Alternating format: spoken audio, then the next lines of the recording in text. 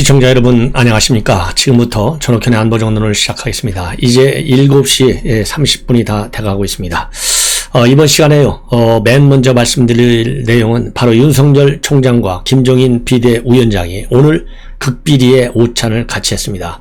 이 종로에 있는 학식당에서 했는데요. 이 아마도 이 총상적으로 이 정치인들이 많이 식사하는 그런 한정식 집에서 식사를 한 것 같아요. 뭐 사진까지 다 나와 있어서 대충 뭐 어딘지 짐작은 가는데요. 일단 보도는 되지 않고 있기 때문에 장소는 제가 말씀을 드리지 않겠습니다. 자, 그래서요, 김종인 비대위원장하고는요, 지난 7월 말에도 한번 만났어요. 그래서 그 당시에도 식사를 한번 했는데, 다시 오늘 두 번째로 이제 식사를 한 것 같습니다. 지난달 31일 날 만났었습니다. 그러니까 7월 30날 입당을 하고 나서 이제 뭐 난리가 났었잖아요. 기습 입당했다, 뭐 이준석한테 연락을 했냐 안 했냐 등등, 뭐 이렇게 왜 갑자기 빨리 입당을 했냐 말들이 많았는데, 그 당시에도 그 다음날 전격적으로 만나서 많은 의견을 나눈 것으로 그렇게 알려지고 있었어요. 자, 그런데 오늘 한 달도 지금 채 되지 않아서, 그러니까 거의 뭐 한 20일 만에 다시 식사를 한 겁니다. 이렇게 되면 상징적인 특징이 뭐냐면요, 꼭 이 상당히 국민의힘, 즉 이준석 대표와 그리고 윤석열 총장 간에 뭔가 이 갈등 국면이 있을 때 만난다는 이 공통점이 있어요. 이 얘기는 결국 뭡니까? 경험, 노련한 지혜, 해안, 이런 것이 필요하다는 것이죠. 그래서 윤석열 총장 뭐 아시다시피 그 검사만 평생 해온 분 아니에요? 그리고 이제 김종인 비대위원장은 평생을 정치만 해왔잖아요.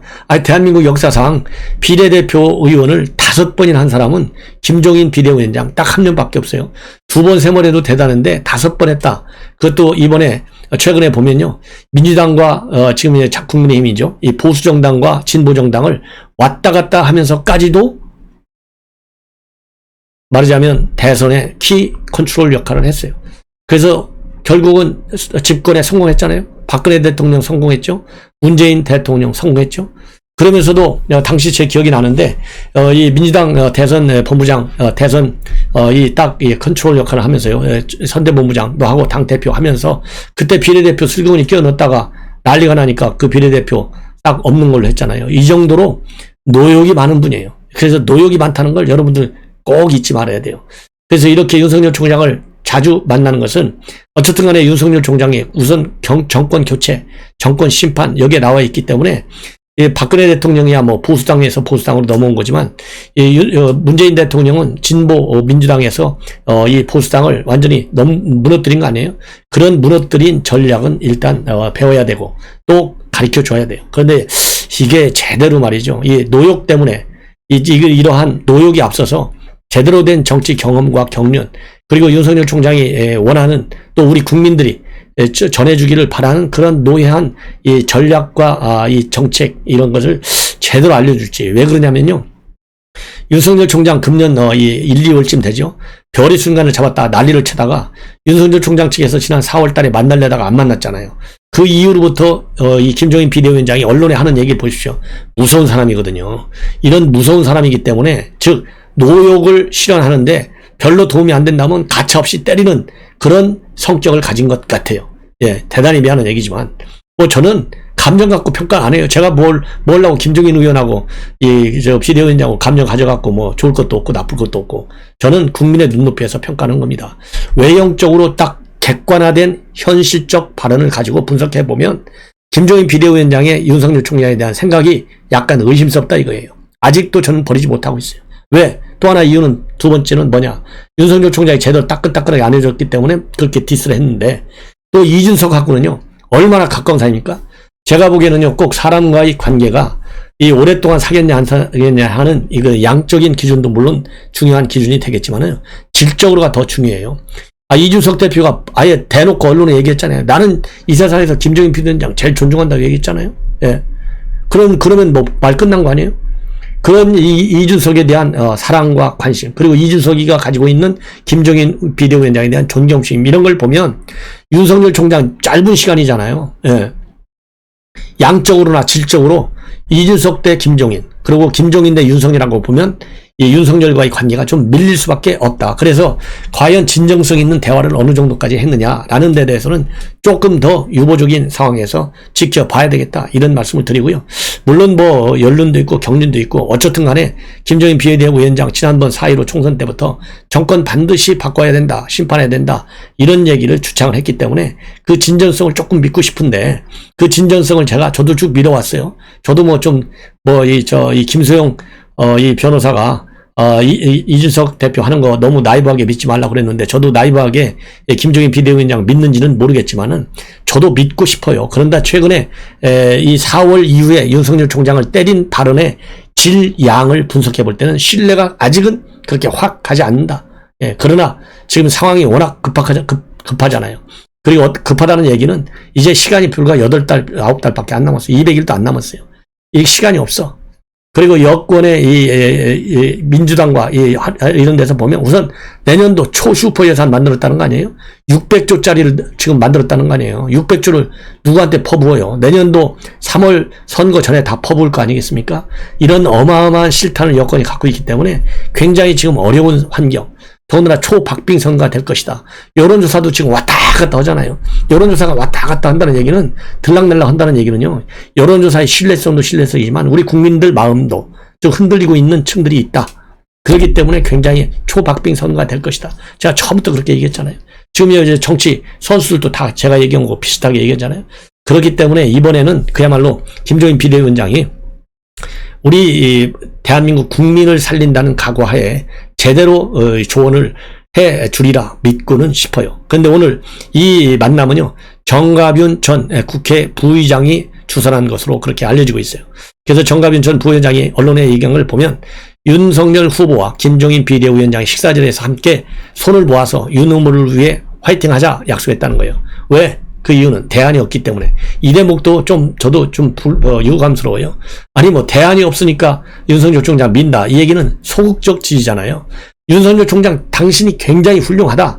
당신만이 정권 교체를 끌어올 수 있다. 이루어낼 수 있는 자질과 능력과 그리고 전투력을 가지고 있다. 비전을 가지고 있다. 그래서 내가 윤석열 총장을 밀고 했다. 이렇게 나와야지. 대안이 없으니까 대책이 없잖아. 이러다가 느닷없이 경선 과정에서 말이죠. 비전 발표도 하고 이러면서 또 김종인 비대위원장을 홀딱 반하게 하는 무슨 발언을 하는 사람이 있다. 그러면 그쪽으로 또 달려갈 가능성도 배제할 수 없잖아요. 예컨대 유승민. 왜? 이준석은요, 유승민도 좋아하고 김종인도 좋아하잖아요. 그러니까 둘이서 짝짝꿍하면 이게 어떤 일이 벌어질지 몰라요. 그런 의미에서 대안이 없다라고 얘기한 거. 이게 이렇게 압축해서 나오는 얘기겠지만은 일단 언론에 대안이 없다. 그래서 화이팅하자. 이 얘기하고 정말 당신이야말로 정권 심판의 아주 최고의 선수다. 그러니까 밀겠다라고 하는 거는 상당한 차이가 있지 않을까. 왜냐하면 정가윤 전 국회 부의장도 완전히 노련한 정치인이잖아요. 이런 노련한 정치인들이 언론에 대고 얘기할 때 대안이 없다. 이렇게 딱 직접 코트까지 인용돼 있어요. 그 얘기는 실존했다는 얘기 아니겠습니까? 이런 측면에서도 조금은 걱정스럽다. 그렇게 보여지고요. 그리고 이제 윤석열 캠프 관계자가 얘기한 걸 뭐라고 되어 있냐면 여러 가지 상황에 대해서 윤석열 총장이 김종인 비대위원장에게 조언을 구하는 자리였다. 이렇게 나오고 있어요. 그래서 아까도 말씀드렸듯이 윤석열과 이준석과 윤석열 관계가 굉장히 갈등 국면일 때, 더군다나 지금 이준석 체제가 들어선 이후 2달 만에 최고의 위기 국면이잖아요. 이런 상황에서 만났기 때문에 당연히 여러 가지 상황에 대해서 의견을 나누고 주로 많이 들었겠죠. 왜냐면 윤석열 총장 얘기할 거는 너무 단순하잖아요. 그렇기 때문에 많지 않잖아요. 복잡할 게 없잖아요. 왜? 전부 불을 이준석이가 질러놨으니까. 그래서 이준석이를 잘 아는 김종인 비대위원장이 이준석이가 이런 의사에서 이렇게 얘기했을 것이다. 그러니까 당신은 이렇게 하는 게 좋겠다. 라고 여러 가지 상황에 대해서 이제 얘기를 했을 것 같아요. 자, 그래서요. 어쨌든 간에 지금 윤석열 총장 측에서 나오는 얘기는 두 사람이서 서로 자주 연락도 하고 의견을 구하고 있고 평소에도 긴밀히 소통을 잘 하고 있다. 이렇게 알려지고 있어요. 이렇게 밝혔어요. 이 얘기는 결국 이 김종인 비대위원장 직계, 김병민, 윤희석 대변인, 그 다음에 한경우 정무보좌역, 이런 사람들이 전부 김종인 계열이고 김병민 대변인 얘기했잖아요. 김정인 비대위원장이 가지 말라고 했으면 우리가 갔겠냐. 다 보고하고 갔다. 이 얘기는 그때부터 이준석하고 좀 삐딱하게 됐어요. 왜냐하면 이준석 대표가 절대 당 외 주자에 대해서는 이 캠프 참여하지 말라. 이렇게 했는데 갔잖아요. 그때부터 삐걱거리기 시작했다. 이렇게 볼 수밖에 없어요. 그래서 윤석열 총장 이 캠프에 직접 그러면 김정인 비대위원장이 참여할 거냐 안 할 거냐 이런 것도 이제 관측 포인트인데요. 현재로서는 가능성은 낮다. 대신에 말이죠. 대신에 본선 후보가 딱 정해지면 전면에 나서서 역할을 하실 걸로 보인다라고 국민의힘 관계자가 익명으로 발표를 했습니다. 자, 이렇게 해서 굉장히 중요한 이거는 어쨌든지 간에 그야말로 이 지혜를 많이 윤석열 총장한테, 왜냐하면 윤석열 총장이 제일 지금 앞장서서 달리고 있는 1등 주자잖아요. 그러니까 그 1등 주자에 걸맞는 그런 깊이 있는 뼈 있는 조언을 해줘라, 이런 말씀을 드리고 싶고, 그리고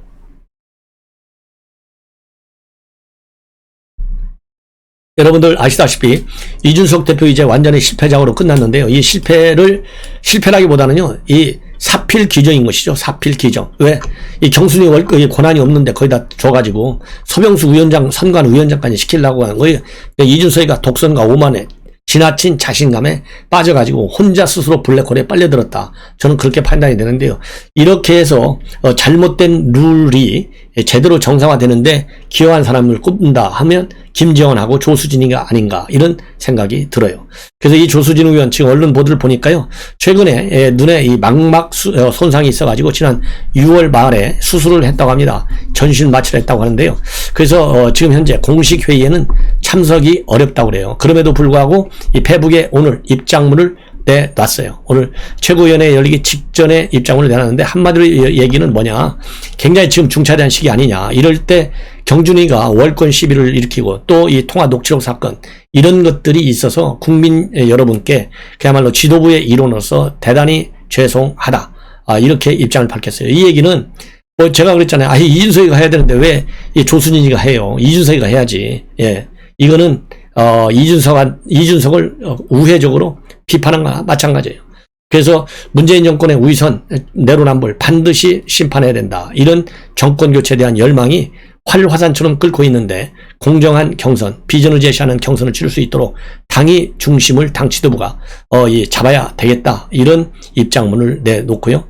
그리고 선관위가 주관하는 예비정책, 예비 후보들의 정책 토론회, 이런 실질적인 후보자 검증의 시간이 돌아오면 그동안에 불필요하게 제기된 오해와 공방 사라질 것이다. 그리고 정책과 비전 경쟁을 통해서 국민들이 열망하는 정권 교체 길을 분명히 보여주게 될 것이다. 그래서 지금 이 시대 최고의 정치 정신은 바로 정권 교체다. 그래서 국민의 삶을 한층 높이고 통합하고 화합하는 대한민국의 길을 닦을 수 있도록 언제 어디든지 최선의 노력을 다하겠다. 이렇게 입장문을 내놨는데요. 참 이거는 감격스러운 입장문이 아닌가 하는 생각이 들어요. 이제는 박범계 얘기를 조금 여러분들께 소개해 드리겠습니다. 이 국민의힘 내부가 이준석 때문에 난리가 나다 보니까요, 박범계가 조금 조용했어요. 그런데 오늘 드디어 이 포문을 열었습니다. 뭐냐면은 하나는요, 그동안에 한명숙 사건 모해의중 교사 혐의와 관련된 이 언론 보도 내용, 그 다음에는 이성윤 공소장 유출 내용, 이런 걸 가지고 말이죠, 감찰권도 행사해보고 그걸로 마음에 안 들어가지고요, 결국은 조국이 만들어 놓은 이 피의사실 형사사건 공개 금지에 관한 규정, 법무부 훈령인데요, 이거를 곧 개정하겠다, 이렇게 최근에 입장을 밝혔어요. 불만이 많았죠. 검찰 내부에서도 또 언론에서도 법조계에서도. 그런데 기어이 이 개정을 이제 완전히 완료시켰습니다. 그래서 이 피의사실 공표를 빌미로 해가지고요, 정치권 권력에 대한 수사, 언론 보도가 나오면 이거를 틀어막겠다. 그래서 이제 각 검찰청에 있는 인권보호관이 진상조사도 벌이고 내사까지 할 수 있도록 관련 규정을 적극 개정했어요. 자, 이게 박범계예요. 그러면 이런 규정에 고치는데, 개정하는데 대통령 보고 안 했겠어요? 당연히 보고했죠. 자, 그래서 이렇게 새로운 규정이 이제 만들어져 가지고 전문 공보관 또는 해당 업무 담당자 이외의 사람이 언론기관 종사자와 접촉해서 수사 정보를 의도적으로 유출한 것으로 의심이 받을 만한 상당한 이유가 있는 경우에는 인권보호관이 진상조사에 착수하게 딱 만들어놨어요. 그리고 또 검사 또는 수사관이 담당 사건의 본질적 내용에 해당하는 수사 정보를 의도적으로 유출했다, 이런 의심할 만한 상당한 이유가 있어도 조사의 대상이 될 수 있게 해놨습니다. 그리고 진상조사한 결과 말이죠. 공무상 비밀 누설이나 피의 사실 공표와 같은 범죄의 존재 여부를 확인할 필요가 있다고 판단되면 인권보호관은 관련 사건을 내사 사건으로 정식 처리할 수 있게 해놨어요. 그래서 내사를 통해서 검찰청 공무원의 범죄나 비위를 발견하면 소속 검찰청의 기관장에게 보고하도록 해놨습니다. 그래서 지금 이러한 이 개정이 말이죠. 수사 정보 유출한 것만으로, 그러한 의심만으로 수사팀을 압박해서 사실상 수사를 통제하려고 하는 것이 아니냐라는 의혹이 제기되고 있고요. 이 얘기는 결국 뭐냐? 살아있는 권력 수사, 이것이 언론 보도되는 것을 어떻게든지 막겠다고 하는 박범계 현 정권의 의도를 관철시킨 것이 아니냐, 이런 비판을 받고 있습니다. 그리고 또 하나는요, 박범계가 오늘 이 정진웅 독직 폭행 혐의 1심에서 유죄 판결 받았잖아요. 징역 4년에 4개월에 집행유예 1년, 자격정지 1년을 선고받았는데, 여기에 대해서 대검에서는요, 작년 11월에 추미애한테 직무배제 조치를 건의했지만은 추미애는 오히려 당시 정진웅의 독직 폭행을 기소한 서울고검이 이게 맞게 기소한 것인지 감찰하라, 이렇게 놓고 떠났어요. 이 감찰 조치가 아직도 살아있어요. 그리고 또 이 대검에서 직무정지 건의한 것도 법무부에 살아있어요. 그런데 박범계 후임자가 아무런 조치도 지금 7개월이 넘었는데도 안 하고 있어요. 자, 이 문제와 관련해서 이제는 결론을 내겠다. 적절하고 합당한 조치를 강구하겠고, 그렇게 오래 끌지는 않을 것이다. 종전 대검의 직무집행 정지 요청과 법무부 장관의 조치, 법무부 장관의 조치라는 게 대검 감찰부 한동수한테 시키나마나 뻔한 거 아니에요? 애완견인데. 법무부 장관의 조치, 그리고 1심 판결, 이런 것을 감안해서 검토하고 있다, 이렇게 밝혔습니다. 예. 자, 이 얘기는요, 합리적 판단이라고 하는 이 박범계의 말. 근데 박범계가 대외적으로 공표하는 걸 보면요, 신뢰하기가 굉장히 어려운 때가 많아요. 거짓말할 때가. 자, 그래서 어떻게든지 이걸 보면 이제는 정진웅이 1차적으로 직무 배제를 검토하는 것이 아니냐 하는 생각이 들어요. 그게 순리적인 것 아니겠습니까? 자, 이제 마지막으로 하나만 더 말씀드리면, 이 문재인 캠프의 특보라는 이력을 가지고 있는 인물이 그야말로 여장 남자한테 속아가지고요, 성매롯을 시도하다가 실패했다. 이것이 지금 조선일보에 대대적으로 보도되고 있습니다. 자, 참 별일이 다 많죠. 얼마 전에 지금 문재인 특보단에 이름을 올렸던 사람이 지금 청주에서 간첩을 활동하다가 걸려들었어요. 지금 검찰에서 수사하고 있고 국정원과 경찰 수사를 하고 있는데, 이러한 간첩단 사건에 대해서 공안검사 하나 보내달라. 그러니까 김호수가 안 보내주고 있어요. 그래서 이번에는 이제 또 어떤 지금 문제냐, 이 문재인 캠프에 실제로 조선일보에서 확인해보니까 문재인 캠프 특보 임명장까지 받았어요. 왜냐하면 이게 지금 유튜브 동영상으로 계속 돌고 있거든요. 왜냐하면은 그러니까 여장 남자 유튜버가 있어요. 그래서 이 끝까지 한번 해봤는데, 그러다 보니까 이게 다 나왔는데, 실제로 문재인 캠프에서 특보 임명장을 받은 그 동영상 속에 그게 다 나온다고 그래요. 그리고 실제로 확인해보니까 맞다는 거예요. 자, 그래서 이게 어떻게 됐느냐. 가출 청소년을 유인해서 성관계를 가지려 했던 60대 이 남성이에요. 이 사람이 문 캠프에 특보로 했었는데, 이 사람이 유명 여장 남성 유튜버에게 속아가지고 망신을 당했다라는 내용의 영상이 지금 화제라고 합니다. 그래서 해당 유튜버를 여고생으로 믿고 자기 집으로 데려간 이 남성, 끈질긴 설득에도 유튜버가 성관계에 동의하지 않으니까요, 역정을 부리는 내용이라고 해요. 그래서 유튜버가 몰래 촬영한 이 영상에서 이 남성은, 즉 문재인 캠프의 특보 이 남성은 다른 미성년들과도 여러 차례 돈을 주고 성관계를 가졌다, 자랑했다고 합니다. 초등생들은 20-30만 원만 주면 좋아하지, 이런 발언도 담겨 있고요. 지난 12일 올라온 이 영상은 나흘 만에 여러 유튜브 채널에 걸쳐서 합산 100만 회 이상의 조회수를 기록하고 있다. 참 서글픈 일이네요. 예. 그래서 이 성매수 시도한 남성의 신분이 지금 논란이 되고 있는데요. 이 남성 집에 대통령 후보 문재인 직인이 찍힌 선거 캠프 임명장 2개가 정시돼 있기 때문에 논란이 되고 있다고 합니다. 이 남성과 관련해서요, 조선닷컴 취재에 따르면 문 캠프 특보를 2차례 지낸 것은 사실이다. 예. 이렇게 지금 알려지고 있어서 또 파문이 예상되고 있습니다. 자, 시청자 여러분, 이것으로 이 본 방송을 마치고요. 또 중요한 뉴스 여러분들께 소개해 드리도록 하겠습니다. 시청자 여러분들께서 많은 주변 분들과 공유해 주시면 대단히 고맙겠습니다. 감사합니다.